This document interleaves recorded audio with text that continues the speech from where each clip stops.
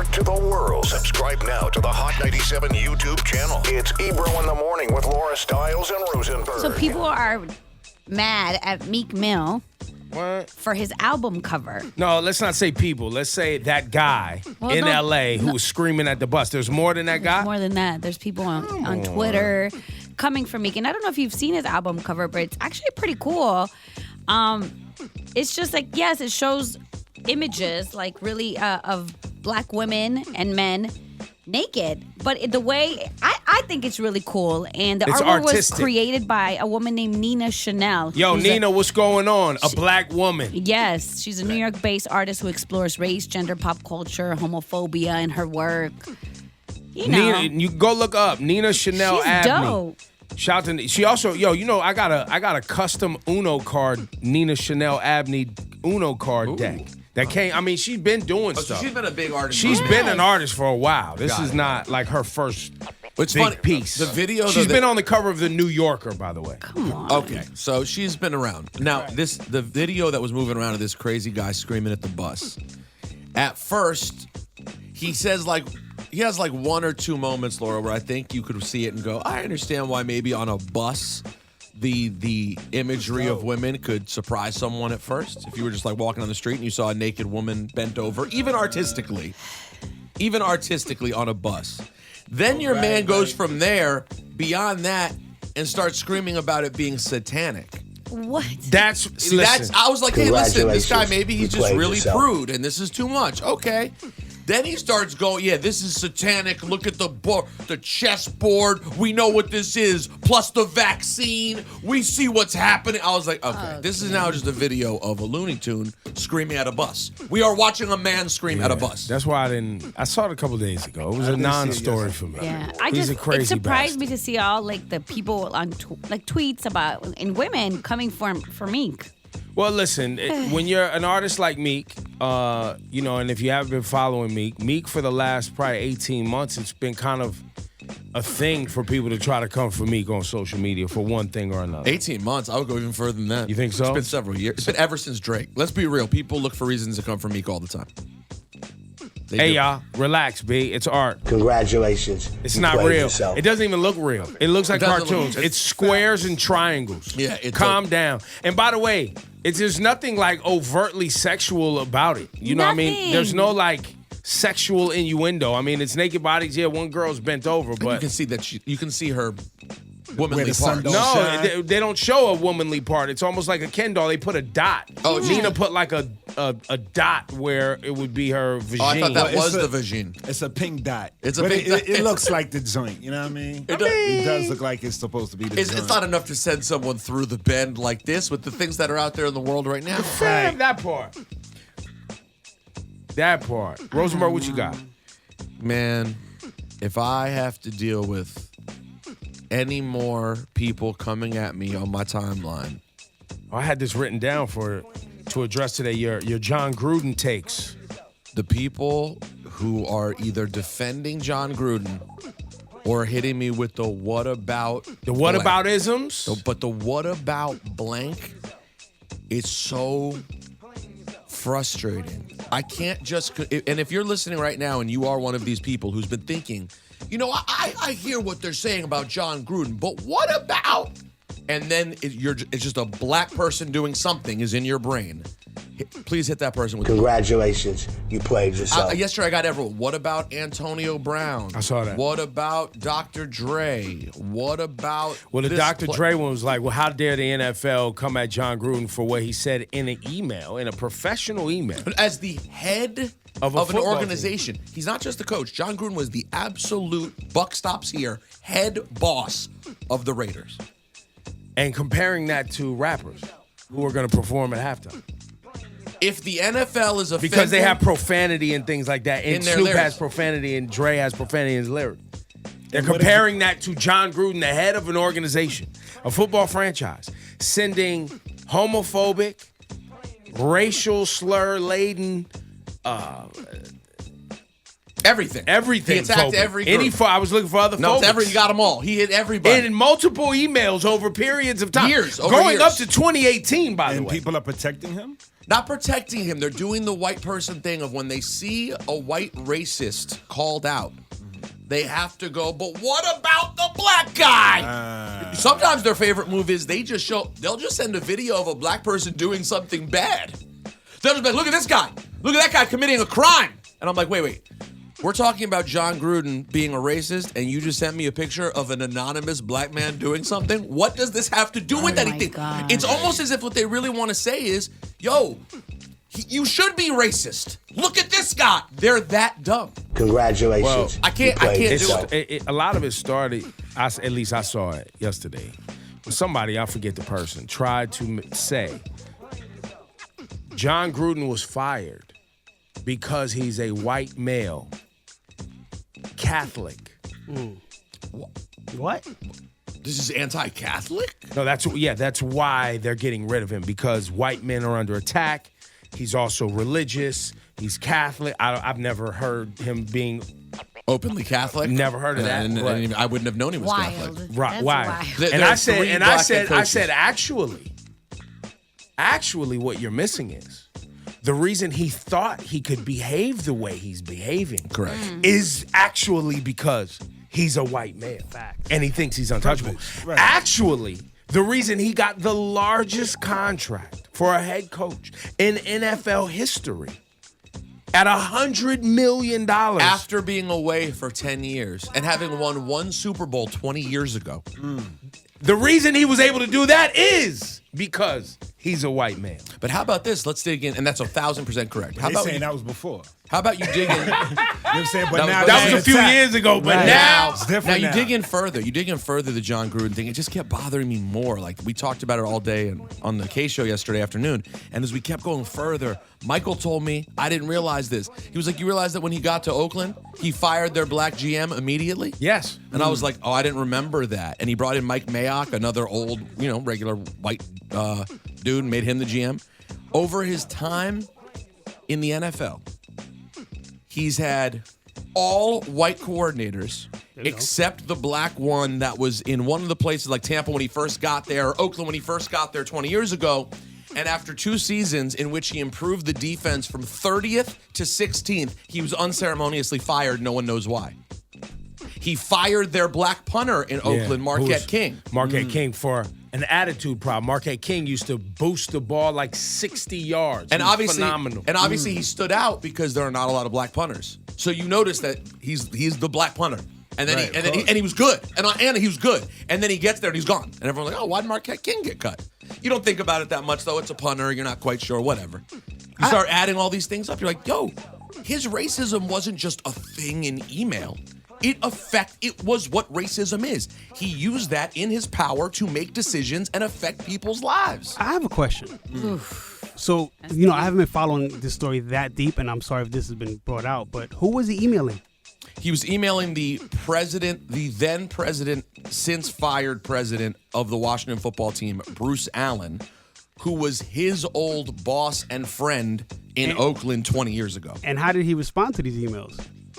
Well, if you want to get to that part, how about this? Let me take it a step further. Here we go. This investigation on Washington football, which is where this started, the league said, we've seen all this smoke that the Dan Snyder run Washington football team has a culture problem. It's toxic. So we're going to investigate. There was a story about the cheerleaders had been treated like prostitutes, essentially. Right. Yeah. Now, keep in mind, in this story, John Gruden received emails of those pictures of those same cheerleaders topless.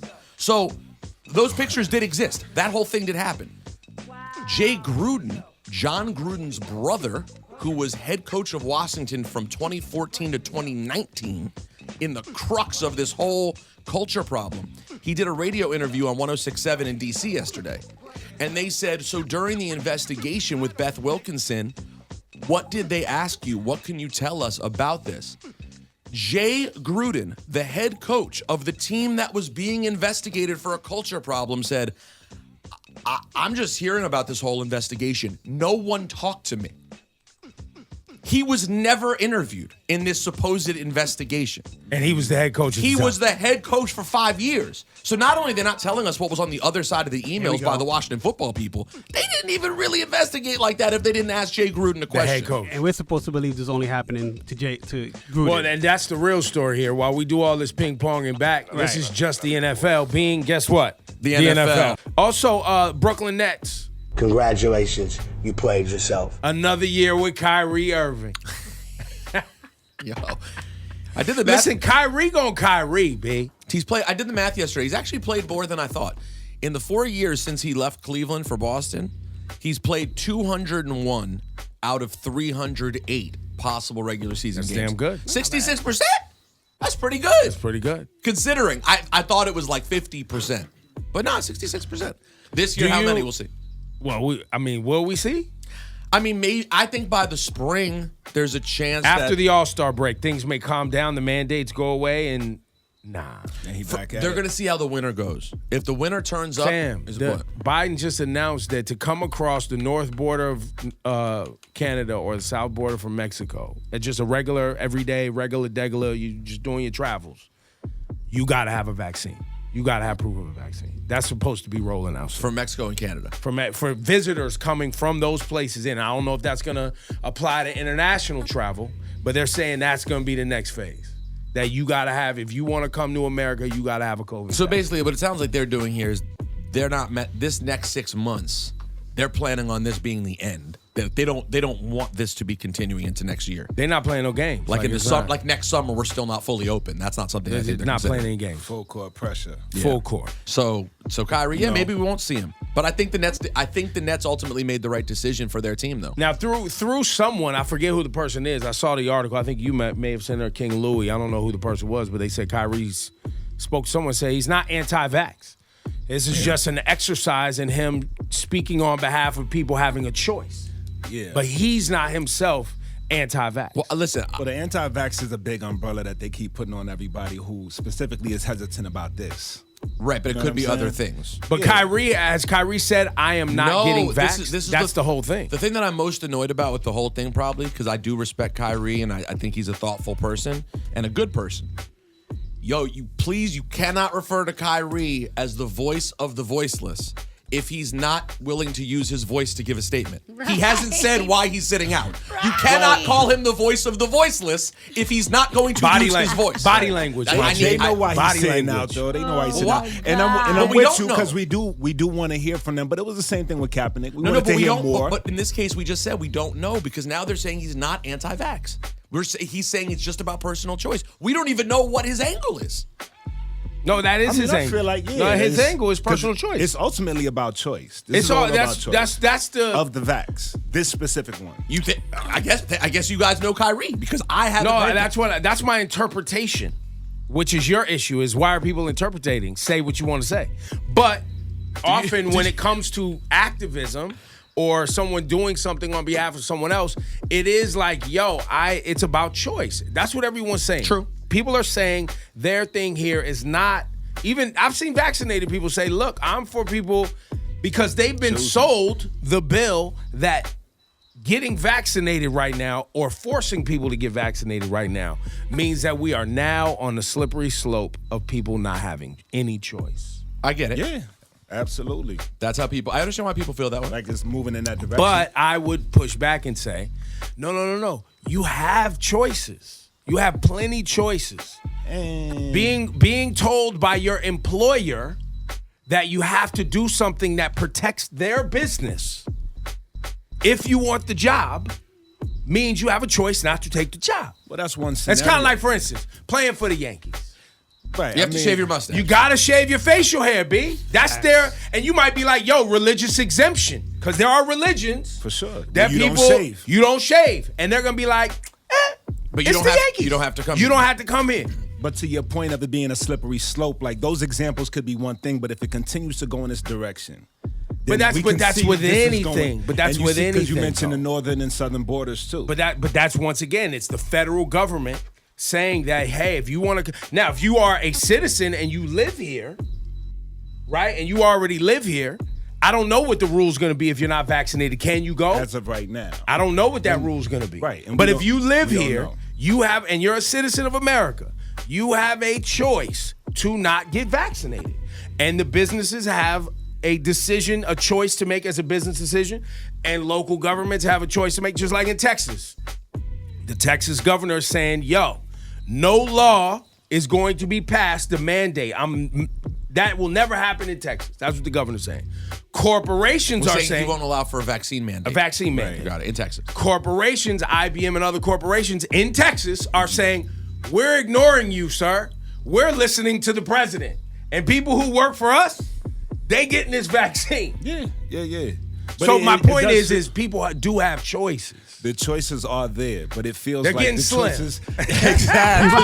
You might not like the choices. You are may getting not slim. like the choice. You may not like the choices. Right. You know, But and that's it. And that's in everything. You know what I'm saying? As we said, even with the abortion laws and what they're putting in Texas, you have a choice, move out of Texas, right? Right. You know, it's if not that's an the ideal case. choice. But, you know, it just feels like ultimately if they keep pressing in these directions that these freedoms that they're taking away will affect us all in different ways as they continue to progress. Now, and real quick, I hear you. And if we got to the point where they were going to start going to houses and round people up and make people get vaccinations, which they will not I'll be outraged. Yeah, I'll be in the street with you. Okay? Yeah. Now, that slippery slope thing, we heard this after 9/11. Remember, whenever dramatic events happen, dramatic things then happen after the event and people freak out. After 9/11, the government went crazy on their trying to keep track of everything. Some of it really was messed up. And some people freaked out, lost their mind, wore a tin hat, ended up straight in the crazy house. And for what? Well, yeah, keep your balance. Slippery slope. They're going to be in our houses soon. We won't be able to leave. We won't be able to talk. And, it didn't turn out to be that. Keep your balance about your thoughts in this whole process, in everything in general. But, you know, I think it will impose on freedoms that are beyond the vaccine. You know, but we'll see. We'll see. I don't. If they start trying to go to people's houses and round them up, Shawnee, I'm joining you in the street. I don't think that's where we're going. And I think in this case, listen, all I say for Kyrie is I wish he'd make a statement, because if you believe this is a life or death issue, or you believe it's like Shawnee says, this personal choice thing is so huge, I think his impact would be bigger if he could share with us what that is. Either way, the Nets are going to try to win a championship without him. Hey, shout out to the Nets for going out and getting James Harden last year, because when they went out and got James Harden, I was like, man, this is stupid. They don't even need another superstar. Boy, do that. Boy, do that.